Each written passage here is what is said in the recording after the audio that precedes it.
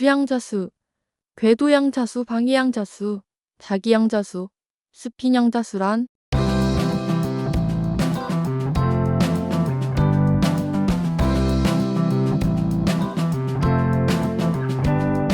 화학에서 주양자수엔 궤도양자수의 자기양자수 Ml, 스핀양자수 MS의 네 가지 양자수는 원소주 기울표를 구성하는 원리와 같습니다. 또한 네 가지 양자수는 수소 원자의 원자 모형이기도 합니다. 수소 원자는 전자 하나만을 가지고 있기 때문에 슈르딩거 방정식을 통해 전자의 상태를 수학적으로 완벽하게 풀 수 있는 유일한 원소입니다.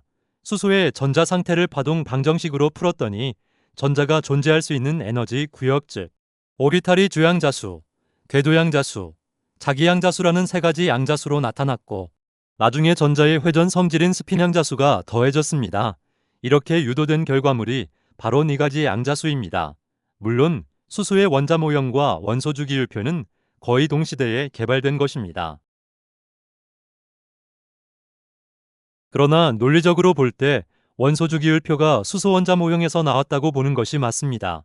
수소 원자 모형이 주기울표와 일치하는 이유는 우주의 모든 원소는 수소가 가진 기본 설계도를 공유하기 때문입니다. 그러므로 네 가지 양자수는 수소 원자 모형에서 원자핵을 중심으로 궤도를 그리며 위치하고 있는 전자들의 전자 배치이며 만약 수소의 전자의 자리 즉 전자 배치를 다양한 원소들이 차지한다면 원소주 기울표가 됩니다. 주양자수에는 수소 원자 모형에서는 전자가 위치할 수 있는 궤도이며 원소주 기울표에서 주기를 나타냅니다. 그러므로 N이 1이면 1주기 원소입니다. N이 2면 2주기 원소입니다.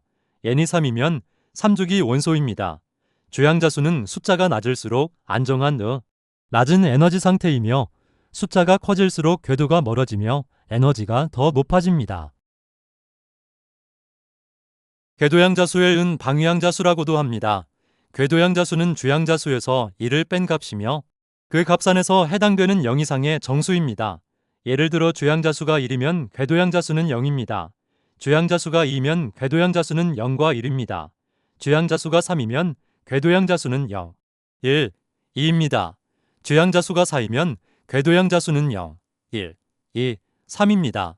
한편 궤도양자수가 0이면 S블록, 1이면 P블록, 2이면 D블록, 3이면 F블록이기도 합니다. 궤도양자수는 이처럼 원소들을 블록으로 구분시킵니다. S블록은 원형 모양이고 P블록은 아령 모양이고 D블록은 네잎클로버 모양이고 F블록은 복잡한 모양입니다. 이들은 전자 배치의 모양을 나타냅니다. 그러나 아직 블록의 개수 즉 전자의 위치와 방향은 결정되지는 않았습니다. 자기양자수 ML은 궤도양자수가 결정한 S, P, D, F블록의 개수와 방향을 나타냅니다. 이는 수소 원자 모형에서 오비탈의 X축, Y축, Z축의 공간적 방향의 결정으로 전자가 위치할 방향을 정합니다. 그러므로 자기양자수에 마이너스가 존재하는 이유는 보통 Z축을 중심으로 오비탈이 어느 방향으로 위치하는지를 나타내는 벡터적인 성격이 있기 때문입니다. 자기양자수는 궤도양자수의 숫자에서 그 숫자의 마이너스와 플러스 사이에 위치하는 정수를 나타냅니다. 예를 들어 궤도양자수가 0이면 자기양자수는 0입니다. 궤도양자수가 1이면 자기양자수는 마이너스 1, 양, 1입니다. 궤도양자수가 2면 자기양자수는 마이너스 2, 마이너스 1, 양, 1, 2입니다. 한편 궤도양자수가 0이면 자기양자수는 0이라는 의미는 S블록은 원형 모양이며 오비탈이 한 개가 존재한다는 의미입니다. 궤도양자수가 1이면 자기양자수는 마이너스 1, 양, 1이라는 의미는 P블록은 아령 모양이며 오비탈이 3개가 존재한다는 의미입니다. 궤도양자수가 2면 자기양자수는 마이너스 2, 마이너스 1, 양, 1, 이라는 의미는 D블록은 네잎클로버 모양이며 오비탈이 5개가 존재한다는 의미입니다. 이렇게 주양자수, 궤도양자수, 자기양자수의 세 가지 양자수만으로도 주기울표의 기본적인 형태를 가질 수 있습니다. 즉, 주양자수는 주기울표의 층수라는 주기를 만듭니다. 궤도양자수는 주기울표의 블록 S, Q, D, F 구역을 만듭니다.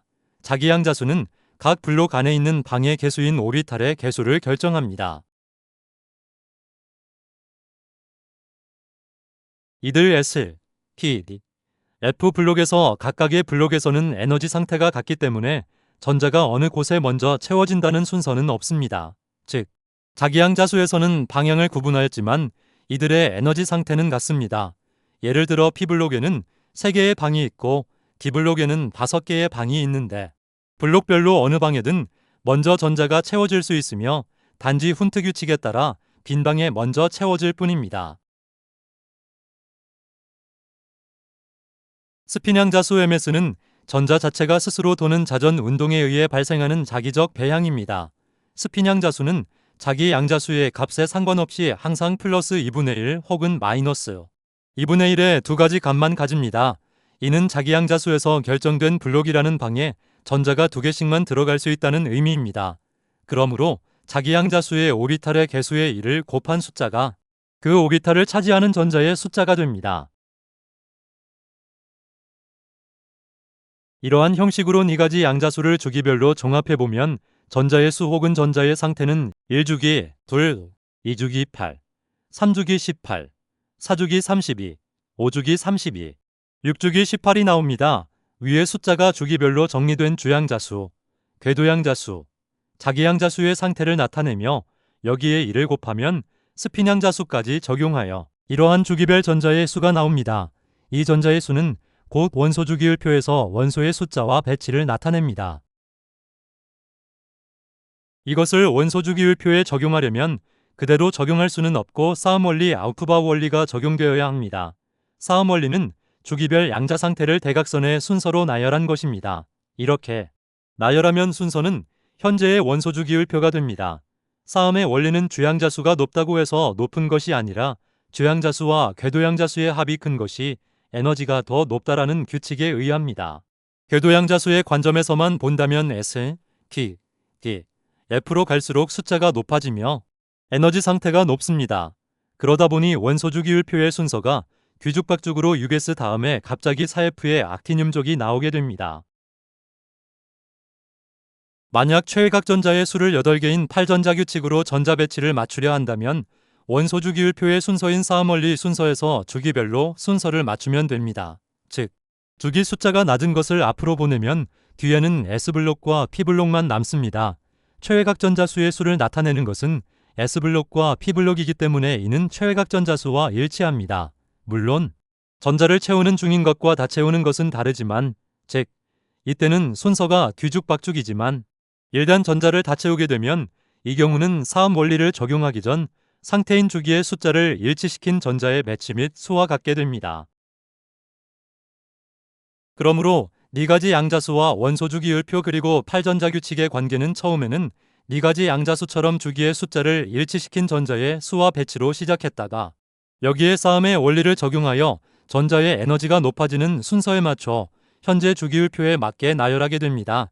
최외곽전자의 8전자 규칙에 맞추려면 싸움 원리에서 주기의 숫자가 낮은 것을 앞으로 보내고 높은 것을 뒤로 보내면 결국 뒤에는 S블록과 P블록이 배치됨으로 인한 최외곽전자의 수를 나타내게 됩니다. 이러한 형식으로 전자를 주기별로 다 채우다 보면 처음에 4가지 양자수에서 주기의 숫자를 일치시킨 전자의 수와 같게 됩니다. 결국 4가지 양자수와 원소 주기율표, 8전자 규칙은 서로 상호보완적인 존재이며 나름대로의 자신만의 규칙을 가지고 있습니다. 싸움의 원리나 현재의 원소 주기율표가 수소의 원자 모형과 유사하다면 8전자 규칙은 화학적인 족의 특성과 유사합니다. 이를 각각 원소 주기율표의 주기와 족의 특성이라고 할 수 있습니다. 결국 원소 주기율표에는 수소 원자 모형을 기반으로 하여 원소들의 주기라는 물리적 요소와 족이라는 화학적 요소가 공존하고 있습니다. 그리고 그들의 특성에 맞추려면 전자 배치를 약간씩 바꿔줘야 합니다.